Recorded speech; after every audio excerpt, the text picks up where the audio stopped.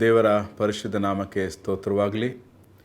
ಆತ್ಮೀಯ ವೀಕ್ಷಕರೇ, ನಿಮ್ಮೆಲ್ಲರಿಗೂ ಈ ಒಂದು ಕ್ರಿಸ್ಮಸ್ ಹಬ್ಬದ ಎಲ್ಲ ಒಂದು ಸಡಗರ ಸಂಭ್ರಮವನ್ನು ಮುಗಿಸಿ ಈಗ ನಾವು ವರ್ಷಾಂತ್ಯಕ್ಕೆ ಬಂದಿದ್ದೇವೆ. ಇದನ್ನು ಮುಗಿಸಿ ನಾವು ಹೊಸ ವರ್ಷಕ್ಕೆ ಕಾಲಿಡಲಿಕ್ಕಿದ್ದೇವೆ.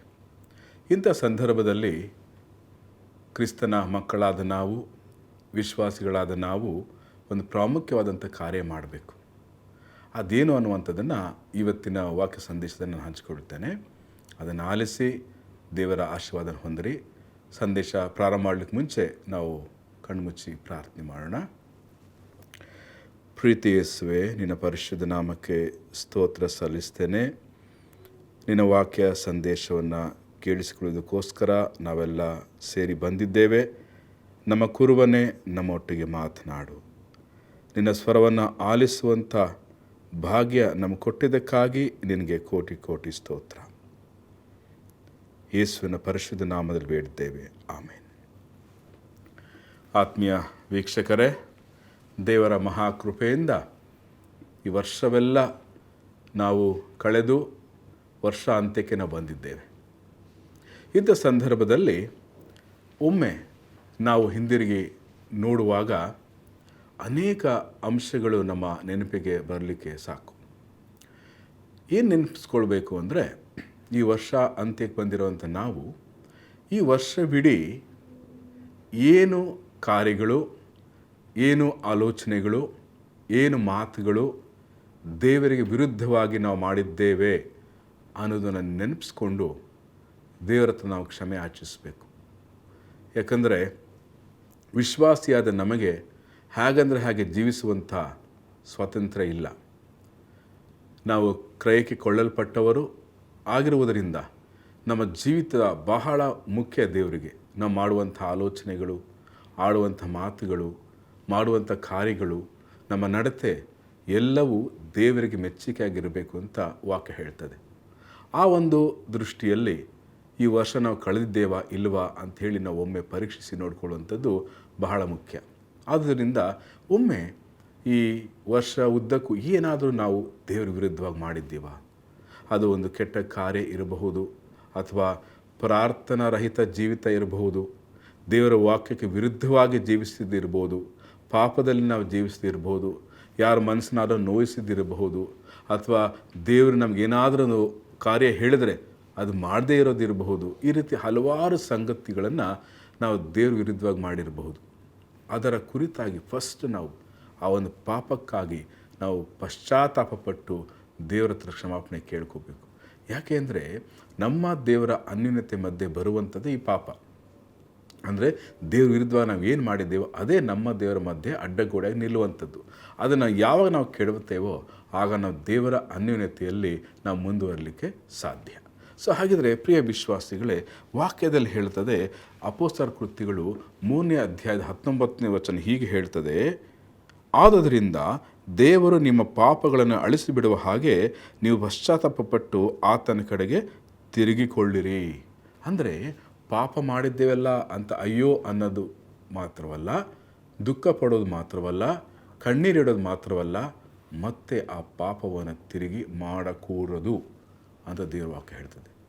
ದೇವ್ರ ಕಡೆ ತಿರುಗಿಕೊಳ್ಳೋ ಅರ್ಥ ಏನಪ್ಪ ಅಂದರೆ, ದೇವರೇ ಇಂತಿಂಥ ಪಾಪಗಳನ್ನು ಈ ವರ್ಷ ನಾನು ಮಾಡಿದ್ದೀನಿ, ಆದರೆ ಮುಂದೆ ನಾನು ಇದನ್ನು ಮಾಡೋದಿಲ್ಲ ಸ್ವಾಮಿ, ದಯವಿಟ್ಟು ನನ್ನ ಪಾಪವನ್ನು ಕ್ಷಮಿಸು ಅಂತ ಕೇಳಿ ಅದನ್ನು ನೀವು ಕ್ರಿಯೆ ರೂಪದಲ್ಲಿ ಮಾಡಿದ್ರೆ ಖಂಡಿತವಾಗಿಯೂ ದೇವರು ನಿಮ್ಮನ್ನು ಆಶೀರ್ವದಿಸ್ತಾನೆ. ಗೊತ್ತಿದ್ದು ಗೊತ್ತಿಲ್ಲದೆಯೋ ಪಾಪ ಮಾಡಿರ್ಬೋದು. ಪಾಪ ಮಾಡದೇ ಇಲ್ಲ ಅಂತ ಹೇಳೋಕ್ಕೆ ಯಾವ ಮನುಷ್ಯನಿಂದ ಸಾಧ್ಯ ಇಲ್ಲ. ಕೆಲವು ಸರಿ ಗೊತ್ತಿದ್ದು ಮಾಡ್ತೇವೆ, ಕೆಲವು ಸರಿ ಗೊತ್ತಿಲ್ಲದೆ ಮಾಡ್ತೇವೆ. ಇದನ್ನು ಹಾಗೆ ಬಿಟ್ಬಿಟ್ರೆ ನಮ್ಮ ದೇವರ ಮಧ್ಯೆ ಅಡ್ಡಗೋಡೆಯಾಗಿ ನಿಂತು ಬಿಡುತ್ತೆ. ಆದ್ದರಿಂದ ಸ್ವಲ್ಪ ಕಾಲ ಸಮಯ ತಗೊಂಡು, ಇದು ವರ್ಷ ಅಂತ್ಯ ಆಗಿರೋದ್ರಿಂದ ಸಮಾಧಾನವಾಗಿ ದೇವರ ಸನ್ನಿಧಾನ ಕೂತ್ಕೊಂಡು, ಸ್ವಾಮಿ ಪವಿತ್ರಾತ್ಮನೆ, ನಿನಗೆ ವಿರುದ್ಧವಾಗಿ ನಾನು ಏನಾದರೂ ಮಾಡಿದರೆ ತಿಳಿಸಪ್ಪ, ಅದನ್ನು ನಾನು ಒಪ್ಕೊಳ್ತೀನಿ. ಯಾವುದೇ ಸಮರ್ಥನೆ ಇಲ್ಲದೆ ಒಪ್ಕೊಂಡು ಅದನ್ನು ನಾನು ಕ್ಷಮೆ ಕೇಳಿ ಮತ್ತೆ ಎಂದಿಗೂ ಮಾಡದೇ ಇರೋ ಹಾಗೆ ನನಗೆ ಬಲ ಕೊಟ್ಟು ನಡೆಸಪ್ಪ ಅಂತ ಬೇಡ್ಕೊಳ್ಳುವಾಗ ದೇವರು ಅದನ್ನು ಕ್ಷಮಿಸ್ತಾನೆ. ದೇವರಿಗೆ ಎಲ್ಲರ ಆಂತರ್ಯ ಗೊತ್ತುಂಟು. ಯೋಹಾನ 2:25 ಹೇಳುತ್ತೆ, ಯೇಸು ಸ್ವಾಮಿಗೆ ಎಲ್ಲರ ಆಂತರ್ಯ ಗೊತ್ತುಂಟು. ಇಲ್ಲಿ ನಾವು ಮೋಸ ಮಾಡಲಿಕ್ಕೆ ಆಗೋದಿಲ್ಲ. ಕಪಟವಾಗಿ ನುಡಿಲಿಕ್ಕಾಗೋದಿಲ್ಲ. ಅವ್ರಿಗೆ ನಮ್ಮ ಆಂತರ್ಯ ಎಲ್ಲ ಚೆಂದ ಗೊತ್ತಿದೆ. ಅದರಿಂದ ಪ್ರಿಯ ವೀಕ್ಷಕರೇ, ನಮ್ಮ ಮತ್ತು ದೇವರ ಮಧ್ಯೆ ಇರುವಂಥ ಅಡ್ಡಗೋಡೆ ಉರುಳಿಸ್ಬೇಕಾದ್ರೆ ಯಥಾರ್ಥವಾಗಿ ಪಾಪವನ್ನು ಒಪ್ಕೊಳ್ಬೇಕು, ಅದನ್ನು ಅರಿಕೆ ಮಾಡಬೇಕು, ಅದನ್ನು ಬಿಟ್ಬಿಡಬೇಕು. ಆಗ ಮಾತ್ರ ನಮ್ಮ ಪಾಪಗಳು ಕ್ಷಮಾಪಣೆ ಆಗ್ತದೆ. ಆಗ ಮಾತ್ರ ನಮ್ಮ ಮತ್ತು ದೇವರ ಮಧ್ಯೆ ಇರುವಂಥ ಅಡ್ಡಗೋಡೆ ಬಿದ್ದು ಹೋಗುತ್ತೆ. ಇದಕ್ಕೆ ವಾಕ್ಯ ಕೂಡ ಸಪೋರ್ಟ್ ಮಾಡ್ತದೆ ನೋಡ್ರಿ. ಯೋಹಾನ ಬರೆದ ಮೊದಲನೇ ಪತ್ರಿಕೆ 1ನೇ ಅಧ್ಯಾಯದ 9ನೇ ವಚನದಲ್ಲಿ ನಮಗೆ ಚೆನ್ನಾಗಿ ಗೊತ್ತಿರೋ ಹಾಗೆ ಹೀಗೆ ಹೇಳ್ತದೆ. ಯೋಹಾನ ಬರೆದ ಮೊದಲನೇ ಪತ್ರಿಕೆ 1ನೇ ಅಧ್ಯಾಯ 9ನೇ ವಚನ, ನಮ್ಮ ಪಾಪಗಳನ್ನು ಒಪ್ಪಿಕೊಂಡು ಅರಿಕೆ ಮಾಡಿದರೆ ಆತನು ನಂಬಿಗಸ್ತನೂ ನೀತಿವಂತನೂ ಆಗಿರುವುದರಿಂದ ನಮ್ಮ ಪಾಪಗಳನ್ನು ಕ್ಷಮಿಸಿಬಿಟ್ಟು ಸಕಲ ಅನೀತಿಯನ್ನು ಪರಿಹರಿಸಿ ನಮ್ಮನ್ನು ಶುದ್ಧಿ ಮಾಡುವನು. ಹೇಗೆ ಪಾಪ ಶುದ್ಧಿ ಆಗುತ್ತೆ ಅಂದರೆ ಒಪ್ಪಿಕೊಳ್ಬೇಕು, ಅದನ್ನು ಅರಿಕೆ ಮಾಡಬೇಕು. ಇನ್ನೊಂದು ಕಡೆ ನಾವು ನೋಡೋದಾದರೆ ಜ್ಞಾನೋಕ್ತಿಗಳ ಗ್ರಂಥ 28ನೇ ಅಧ್ಯಾಯದ 13ನೇ ವಚನದಲ್ಲಿ ಹೀಗೆ ಬರೆಯಲ್ಪಟ್ಟಿದೆ, ದೋಷಗಳನ್ನು ಮುಚ್ಚಿಕೊಳ್ಳುವವನಿಗೆ ಶುಭವಾಗದು, ಅವುಗಳನ್ನು ಒಪ್ಪಿಕೊಂಡು ಬಿಟ್ಟು ಬಿಡುವವನಿಗೆ ಕರುಣೆ ದೊರೆಯುವುದು. ಈ ಎರಡೂ ವಾಕ್ಯಗಳು 1 ಯೋಹಾನ 1:9, ಜ್ಞಾನೋಕ್ತಿ 28:13 ಒಟ್ಟಾಗಿ ನಾವು ಸೇರಿಸುವಾಗ ಸಾರಾಂಶ ಇಷ್ಟೇ. ನಮ್ಮ ಪಾಪಗಳನ್ನು ಒಪ್ಪಿಕೊಳ್ಬೇಕು, ಅರಿಕೆ ಮಾಡಬೇಕು, ಅದನ್ನು ಬಿಟ್ಟು ಬಿಡಬೇಕು.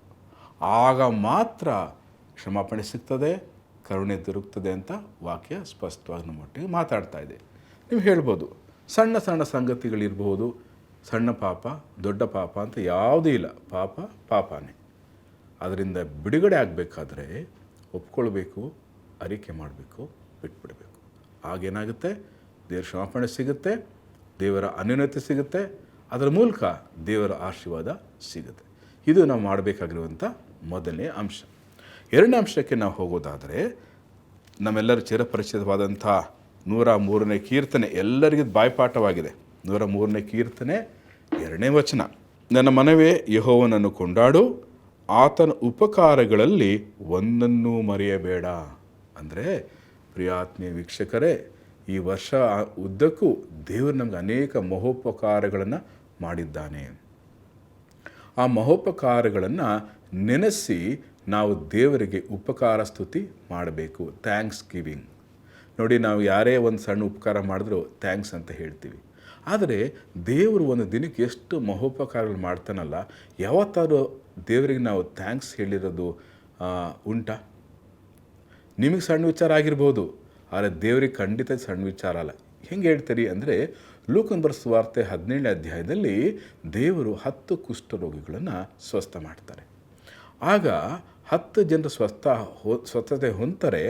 ಆದರೆ ಒಬ್ಬನು ಮಾತ್ರ ವಾಪಸ್ಸು ಬಂದು ದೇವರಿಗೆ ಯೇಸು ಸ್ವಾಮಿ ಪಾದಕ್ಕೆ ಬಿದ್ದು ಮಹಾಧ್ವನಿಯಿಂದ ಉಪಕಾರ ಸ್ತುತಿ ಹೇಳ್ತಾನೆ. ಇದನ್ನು ನೋಡುವಾಗ ಒಂದಂತೂ ಸ್ಪಷ್ಟ, ದೇವರು ನಮಗೆ ಉಪಕಾರ ಮಾಡಿದ ಮೇಲೆ ವಾಪಸ್ ನಮ್ಮಿಂದ ಕೃತಜ್ಞತೆಯನ್ನು, ಉಪಕಾರ ಸ್ತುತಿಯನ್ನು ಅಪೇಕ್ಷೆ ಪಡ್ತಾನೆ. ಇದನ್ನು ನೆನಪು ಮಾಡಿಕೊಂಡು ನಾವೇನು ಮಾಡಬೇಕು ಗೊತ್ತಾ? ಈ ವರ್ಷಾಂತ್ಯ ದೇವರು ಎಷ್ಟೋ ಮಹೋಪಕಾರಗಳು ಮಾಡಿದ್ದಾನೆ. ಯಾವುದು? ಕೆಲವು ಸಾರಿ ನಿಮಗೆ ಅಸ್ವಸ್ಥತೆಯಲ್ಲಿದ್ದಾಗ ದೇವರು ಸ್ವಸ್ಥತೆ ಕೊಟ್ಟಿರಬಹುದು. ಯಾವುದೋ ಸಮಸ್ಯೆ ಸಿಕ್ಕಾಕೊಂಡಿದ್ರಿ, ನಿಮ್ಮನ್ನು ಬಿಡುಗಡೆ ಮಾಡಿರ್ಬೋದು. ಕುಟುಂಬ ಸಮಸ್ಯೆಗಳಿದ್ದಾಗ ಅದರಿಂದ ದೇವ್ರು ಬಿಡುಗಡೆ ಮಾಡಿರ್ಬೋದು. ಸಾಲದ ಸಮಸ್ಯೆ ಇದ್ದಾಗ ದೇವ್ರು ನಿಮ್ಗೆ ಬಿಡುಗಡೆ ಮಾಡಿರ್ಬೋದು. ಯಾವುದೋ ಒಂದು ಪ್ರಮೋಷನ್ ನಿಮಗೆ ಬರಬೇಕಾಗಿದ್ದು ಪೆಂಡಿಂಗ್ ಇರೋದು ದೇವ್ರು ಪ್ರಮೋಷನ್ ಮಾಡಿಕೊಟ್ಟಿರ್ಬೋದು. ಹಣ ಸಹಾಯ ಮಾಡಿರಬಹುದು. ಈ ಥರ ಹಲವಾರು ರೀತಿಯಲ್ಲಿ ದೇವರು ಉಪಕಾರ ಮಾಡಿರ್ತಾರೆ. ಒಂದು ಹೇಳಬೇಕು ಅಂದರೆ, ನೀವು ಜೀವಂತ ಉಳಿದಿರೋದೇ ದೇವರ ಕೃಪೆ. ಅದೇ ಒಂದು ದೊಡ್ಡ ಉಪಕಾರ ಅಲ್ವಾ? ನಿಮಗೆ ರಕ್ಷಣೆ ಕೊಟ್ಟಿರೋದು ದೇವರ ಕೃಪೆ. ಈ ಥರ ಹೇಳ್ತಾ ಹೋದರೆ ಎಷ್ಟೋ ಉಪಕಾರಗಳು ಮಾಡಿದ್ದಾರೆ ದೇವರು. ಆ ಉಪಕಾರಗಳನ್ನೆಲ್ಲ ದೇವ್ರ ಮುಂದೆ ಎಷ್ಟು ನೆನಪಾಗುತ್ತೋ ಅಷ್ಟು ಹೇಳಿ, ದೇವರೇ ನಿನಗೆ ಕೋಟಿ ಕೋಟಿ ವಂದನೆಯಪ್ಪ, ವರ್ಷ ಉದ್ದಕ್ಕೂ ನಾನು ನಡೆಸಿದೆಯಲ್ಲ. ಎಷ್ಟೋ ಸಾರಿ ಕಣ್ಣೀರಿನಲ್ಲಿದ್ದೆ, ನನ್ನ ಕಣ್ಣೀರು ಒರೆಸಿದೆ. ಎಷ್ಟೋ ಸಾರಿ ಕುಗ್ಗಿ ಹೋಗಿದ್ದೆ, ನನ್ನ ಬಲಪಡಿಸಿದೆ. ಎಷ್ಟೋ ಸಾರಿ ನನಗೆ ಅಪಾಯಗಳು ಬಂದಾಗ ನನ್ನನ್ನು ಕಾಪಾಡಿದೆ.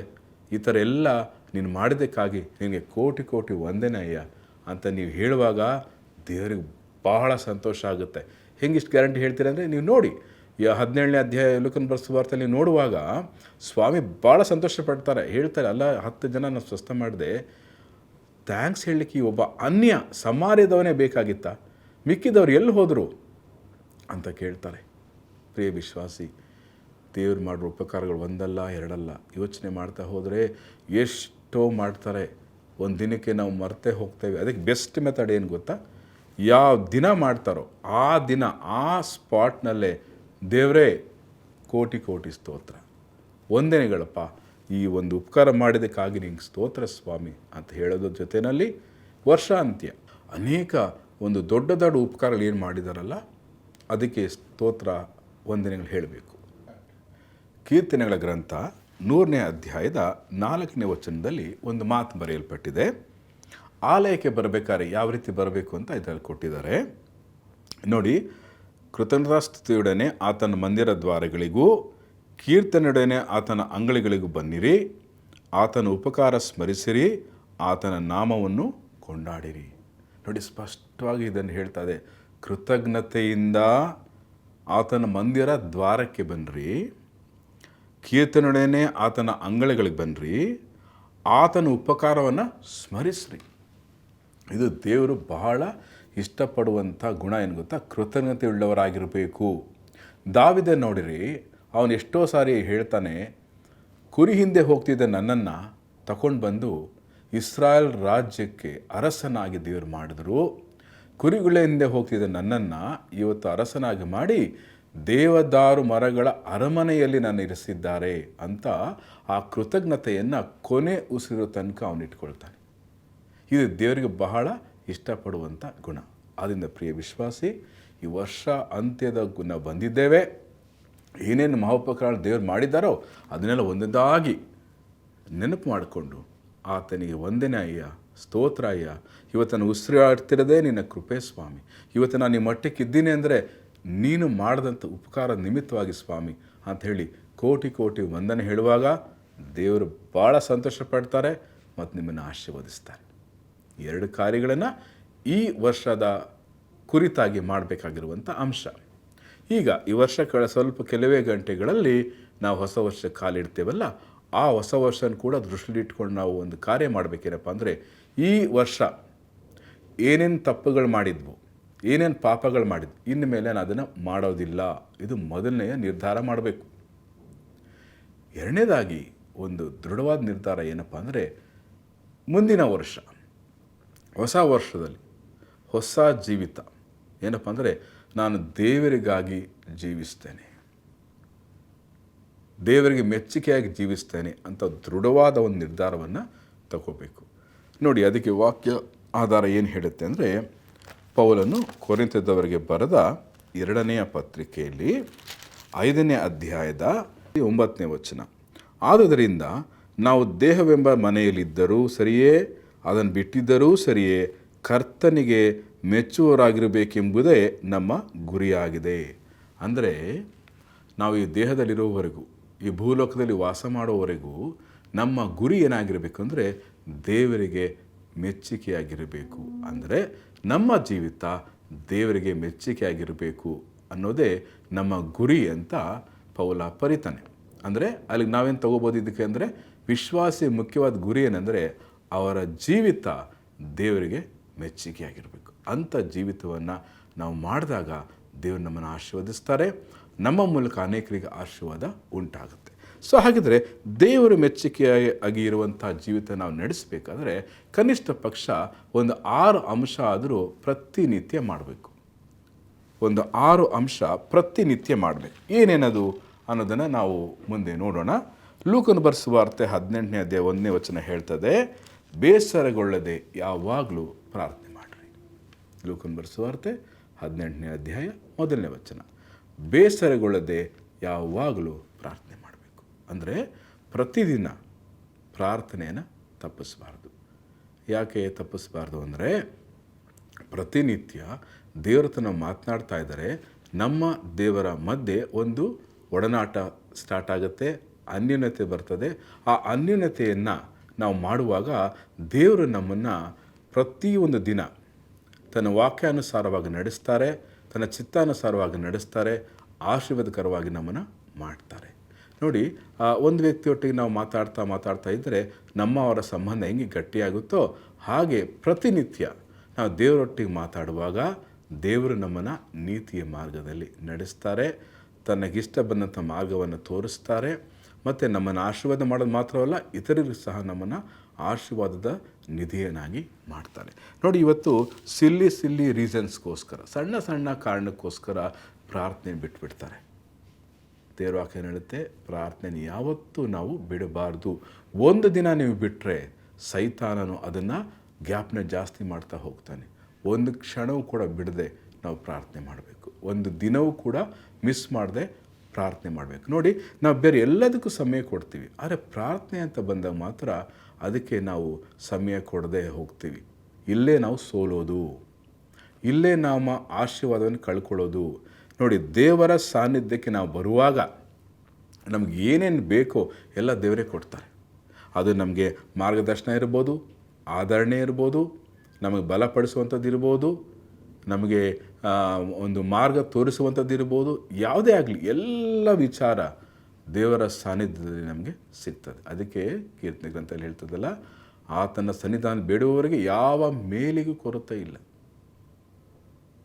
ಪ್ರಾಯದ ಸಿಂಹವು ಹೊಟ್ಟೆಗೆಲ್ಲದೆ ಹಸಿದಾವು, ಆತನ ಸನ್ನಿಧಾನ ಬೇಡುವವರಿಗೆ ಯಾವ ಮೇಲಿಗೂ ಕಡಿಮೆ ಇಲ್ಲ ಅಂತ ಹೇಳ್ತದೆ. ಹಾಗಿದ್ರೆ ಎಲ್ಲ ಸಿಗುವಂಥ ಸ್ಥಾನ ದೇವರ ಸಾನ್ನಿಧ್ಯ. ಅದನ್ನು ಯಾಕೆ ನಾವು ಮಿಸ್ ಮಾಡಬೇಕು? ಅಲ್ಲಿ ಎಲ್ಲ ನಮ್ಗೆ ಸಿಗ್ತದಲ್ಲ, ನಮಗೇನು ಬೇಕು ಎಲ್ಲ ಸಿಗುತ್ತೆ ನಮಗಲ್ಲಿ. ಯಾಕೆ ನಾವು ಹೋಗಬಾರ್ದು? ಹೋಗದೇವ್ರ ಹಾಗೆ ಸೈತಾನ ತಡಿತಾನೆ. ಪ್ರಿಯ ವಿಶ್ವಾಸಿ, ಏನು ನೀನು ಮರೆತರೂ ಪ್ರಾರ್ಥನೆ ಮಾತ್ರ ಮರಿಬಾರ್ದು. ಪ್ರಾರ್ಥನೆಗೆ ಏನು ಸಮಯ ಕೊಡ್ತೇವೋ ಅದನ್ನು ಯಾವುದೇ ಕಾರಣಕ್ಕೂ ಬೇರೆ ವಿಚಾರಕ್ಕೆ ಕೊಡಕೂಡ್ದು. ಯಾವಾಗ ಆ ರೀತಿಯಲ್ಲಿ ನಾವು ಪ್ರಾರ್ಥನೆ ಸಮಯ ಕಳಿತೀವೋ ಆಗ ದಾನಿಯೇಲನ ಹಾಗೆ ದೃಢವಾಗಿ ನಿಲ್ಲಬಹುದು. ಎಂಥ ಸಿಂಹದ ಗವೀಲು ಹಾಕಿದ್ರೂ ದೃಢವಾಗಿ ನಾವು ನಿಂತು ಜಯಿಸ್ಬೋದು. ಎಂಥ ಸಂದರ್ಭಗಳು ಬಂದರೂ ನಾವು ಜಯಿಸ್ಬೋದು. ಆ ಬಲ ಸಿಗೋದೇ ಪ್ರಾರ್ಥನೆಯಲ್ಲಿ. ಅದರಿಂದ ಪ್ರಿಯ ವಿಶ್ವಾಸಿ, ನಿನ್ನ ಜೀವಿತ ದೇವ್ರಿಗೆ ಮೆಚ್ಚುಗೆ ಆಗಬೇಕಾದ್ರೆ ಮೊದಲನೇದಾಗಿ ಪ್ರಾರ್ಥನೆಗೆ ಸಮಯ ಕೊಡಬೇಕು. ಪ್ರತಿನಿತ್ಯ ತಪ್ಪದೆ ಪ್ರಾರ್ಥನೆ ಮಾಡಿ ದೇವರ ಅನ್ಯೋನ್ಯತೆಯಲ್ಲಿ ಇರಬೇಕು. ಎರಡನೇ ಅಂಶ ನಾವು ನೋಡುವಾಗ ಯೆಹೋಶುವನ ಗ್ರಂಥ 1ನೇ ಅಧ್ಯಾಯದ 8ನೇ ವಚನದಲ್ಲಿ ಅದಿದೆ ನೋಡ್ರಿ.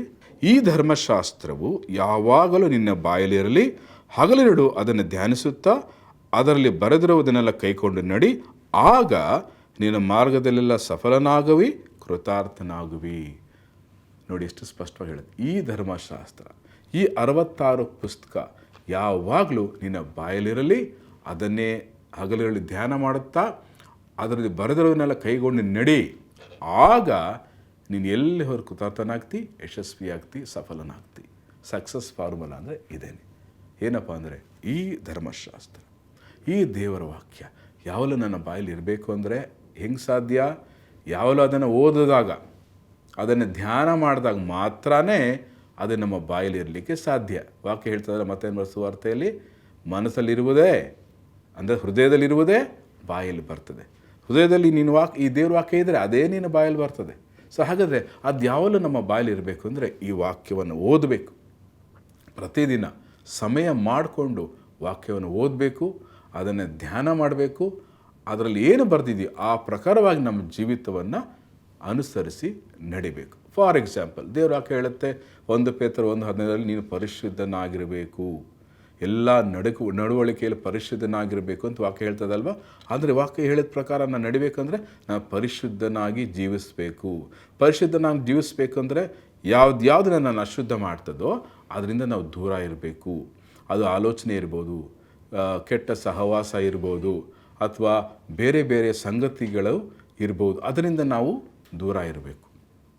ಯಾವುದು ನಮ್ಮನ್ನು ಅಶುದ್ಧ ಮಾಡ್ತದೋ, ಯಾವುದು ನಮ್ಮನ್ನು ಪಾಪದಲ್ಲಿ ಸಿಕ್ಕಿಸ್ತದೋ ಅದರಿಂದ ನಾವು ದೂರ ಇರಬೇಕು ಅಂತ ವಾಕ್ಯ ಹೇಳುತ್ತೆ. ಸೊ ಹಾಗೆ ದೇವ್ರ ವಾಕ್ಯ ಏನೇನು ಹೇಳ್ತದೋ ಅದರ ಪ್ರಕಾರವಾಗಿ ನಾನು ನಡೆಯುವಾಗ ಖಂಡಿತವಾಗಿ ನಮ್ಮ ಜೀವಿತ ದೇವರಿಗೆ ಮೆಚ್ಚುಗೆಯಾಗಿರ್ತದೆ. ನೋಡಿ, ದೇವ್ರ ವಿಧೇಯತೆಗೆ ಬಹಳ ಮೆಚ್ಚುತ್ತಾರೆ. ಸೌಲನಿಗೆ ಒಂದು ಅಸೈನ್ಮೆಂಟ್ ಕೊಟ್ಟರು, ಆದರೆ ಸೌಲ ಅಸೈನ್ಮೆಂಟ್ ಮಾಡಲಿಲ್ಲ. ಆಗ ಹೇಳ್ತದೆ ದೇವ್ರ ವಾಕ್ಯ, ದೇವರು ವಿಧೇಯತ್ವಕ್ಕೆ ಮೆಚ್ಚುವಷ್ಟು ಯಜ್ಞ ಹೋಮಗಳಿಗೆ ಮೆಚ್ಚುತ್ತಾರಾ ಅಂತ ಕೇಳ್ತಾರೆ. ಇವತ್ತಿನ ಅನೇಕ ಜನರು ಕಾಣಿಕೆಯನ್ನು ಕೊಟ್ಬಿಡ್ತಾರೆ. ದಶಮ ಭಾಗ ಕೊಟ್ಬಿಡ್ತಾರೆ, ಆದರೆ ದೇವ್ರ ವಾಕ್ಯದ ಪ್ರಕಾರ ನಡೆಯೋಲ್ಲ. ಅಂಥದನ್ನು ದೇವರು ಯಾವತ್ತೂ ಸ್ವೀಕಾರ ಮಾಡೋದಿಲ್ಲ. ಸೊ ಹಾಗೆ ದೇವ್ರ ವಾಕ್ಯ ನಡೀತು ಗೊತ್ತಾ, ನಿನ್ನ ಜೀವಿತವನ್ನು ವಾಕ್ಯಾನುಸಾರ ನೀವು ಇಟ್ಕೊಳ್ರಿ. ಯೋಹಾನ 15:7 ಹೇಳುತ್ತೆ, ನೀವು ನನ್ನಲ್ಲಿಯೂ ನನ್ನ ವಾಕ್ಯಗಳು ನಿಮ್ಮಲ್ಲಿ ನೆಲೆಗೊಂಡಿದ್ರೆ ಏನು ಬೇಕಾದರೂ ಕೇಳಿ ನಾನು ಕೊಡ್ತೀನಿ ಅಂತ ದೇವ್ರು ಪ್ರಾಮಿಸ್ ಮಾಡ್ತಾರೆ.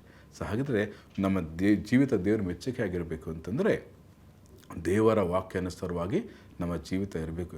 ಯಾಕೆ ಯೇಸು ಸ್ವಾಮಿಯನ್ನು ನೋಡಿ ತಂದೆ ದೇವರು ಹೇಳ್ತಾರೆ, ಈತ ನನ್ನ ಪ್ರಿಯನಾಗಿರೋ ಮಗನು, ಈತ ನಾನು ಮೆಚ್ಚಿದ್ದೇನೆ ಅಂತ ಯಾಕೆ ಹೇಳ್ತಾರೆ ಹೇಳಿ? ತಂದೆಯಾದ ದೇವರ ಮಾತನ್ನು ಅಕ್ಷರಿಕವಾಗಿ ಯೇಸು ಸ್ವಾಮಿ ನೆರವೇರಿಸಿದ್ರು. ಅದೇ ಥರ ಹೇಳ್ತಾರೆ, ನಾವು ಕೂಡ ದೇವ್ರ ವಾಕ್ಯ ಅನುಸಾರವಾಗಿ ಜೀವಿತ ನಡೆಸಿದ್ರೆ ಅದು ದೇವರಿಗೆ ಮೆಚ್ಚುಗೆ ಆಗಿರ್ತದೆ. ಯೇಸು ಸ್ವಾಮಿ ಕುರಿತ ಹೇಳಿದ ಹಾಗೆ ನಮ್ಮ ಕುರಿತನ್ನು ಹೇಳ್ತಾರೆ, ಈತನ ಪ್ರಿಯನಾಗಿ ನನ್ನ ಮಗನು, ಈತ ನಾನು ಮೆಚ್ಚಿದ್ದೇನೆ ಅಂತ ಹೇಳಲಿಕ್ಕೆ ಸಾಧ್ಯವಾಗುತ್ತೆ.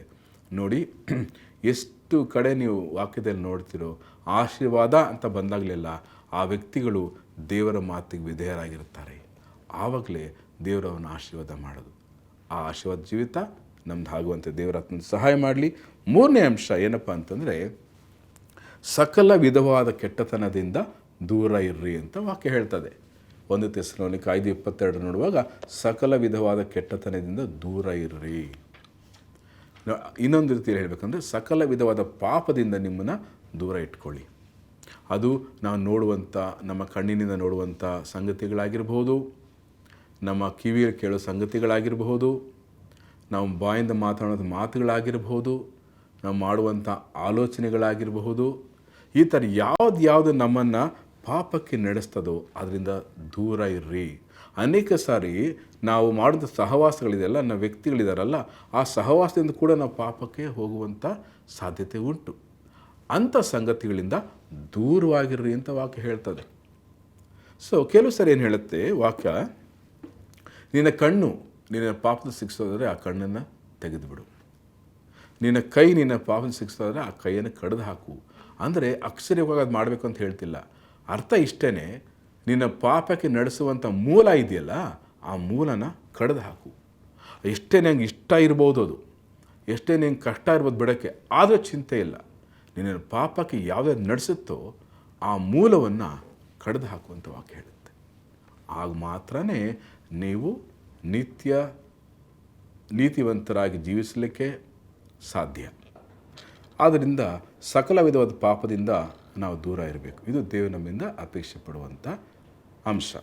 ಕೊನೆಯದಾಗಿ ಮಾರ್ಕನ ಸುವಾರ್ತೆ 14:15 ವಚನದಲ್ಲಿ ಹೇಳ್ತಾರೆ, ಜಗತ್ತಿಗೆಲ್ಲ ಹೋಗಿ ಸುವಾರ್ತೆಯನ್ನು ಸಾರ್ರಿ.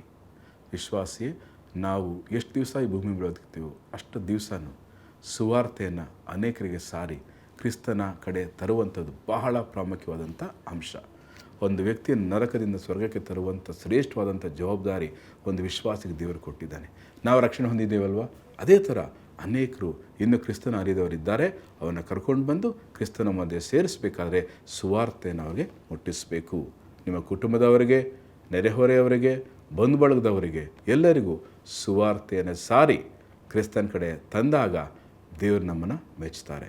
ಇದೇ ದೇವರು ಮೆಚ್ಚುವಂಥ ಜೀವಿತ.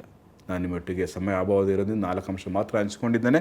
ಅದ್ರ ಮೊದಲನೇನಪ್ಪ ಅಂದರೆ, ಪ್ರತಿನಿತ್ಯ ಪ್ರಾರ್ಥಿಸಬೇಕು, ಪ್ರತಿನಿತ್ಯ ವಾಕ್ಯವನ್ನು ಓದಿದಂತೆ ನಡಿಬೇಕು, ಮತ್ತು ಸಕಲ ವಿಧವಾದ ಪಾಪದಿಂದ ದೂರ ಇರಬೇಕು. 4ನೇದಾಗಿ ಸುವಾರ್ತೆಯನ್ನು ಸಾರಿ ಕ್ರಿಸ್ತನಿಗೋಸ್ಕರ ಆತ್ಮಗಳನ್ನು ಗೆಲ್ಲಬೇಕು. ಈ 4 ವಿಚಾರ ನಾವು ಮಾಡುವಾಗ ನಮ್ಮ ಜೀವಿತ ದೇವರಿಗೆ ಮೆಚ್ಚುಗೆ ಆಗಿರುತ್ತೆ. ಹಾಗೆ ನೀವು ಮಾಡುವಂತೆ ದೇವರ ಆತ್ಮ ನಿಮಗೆ ಸಹಾಯ ಮಾಡಲಿ.